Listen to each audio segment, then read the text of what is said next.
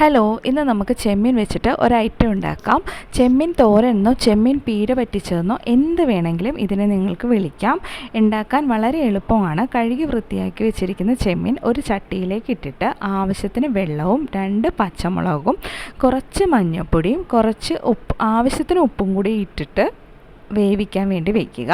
അത് വേകുന്ന സമയത്തേക്ക് ഇതിലേക്ക് ആവശ്യമുള്ള ഒരരപ്പ് റെഡിയാക്കണം. അതിന് കുറച്ച് തേങ്ങ എടുത്തിട്ട് അതിലേക്ക് ഒരു ചെറിയ കഷ്ണം ഇഞ്ചി, 2 അല്ലി വെളുത്തുള്ളി, 2-3 കുഞ്ഞുള്ളി, പിന്നെ ഒരല്പം മഞ്ഞൾപ്പൊടിയും കൂടി ഇട്ടിട്ട് ആവശ്യത്തിന് വെള്ളം ഒഴിച്ചിട്ട് തേങ്ങ ഒന്ന് ക്രഷ് ചെയ്തെടുത്താൽ മതി. ആ അരപ്പ് നമ്മൾ ആ വെന്തിരിക്കുന്ന ചെമ്മീനിലേക്ക് അതും കൂടി ഇട്ടിട്ട് നന്നായിട്ടൊന്ന് ഇളക്കി യോജിപ്പിച്ചിട്ട് അത് കുറച്ച് സമയം ഒന്ന് വെള്ളമൊക്കെ വറ്റാൻ വേണ്ടി വെക്കുക. അപ്പോൾ അതിൽ വെള്ളമൊക്കെ വറ്റി വരുമ്പോൾ അത് വാങ്ങി വെച്ചിട്ട് വേറൊരു ചട്ടി സ്റ്റവിലേക്ക് വെച്ചിട്ട് അതിലേക്ക് വെളിച്ചെണ്ണ ഒഴിച്ച് കടുക് പൊട്ടിച്ച് ചുമന്നുള്ളി ഇട്ടിട്ട് നന്നായിട്ട് മൂപ്പിക്കുക. അത് മൂത്ത് വരുമ്പോൾ ഒരല്പം മുളക് പൊടി അതിലേക്ക് ഇട്ട് കൊടുക്കുക.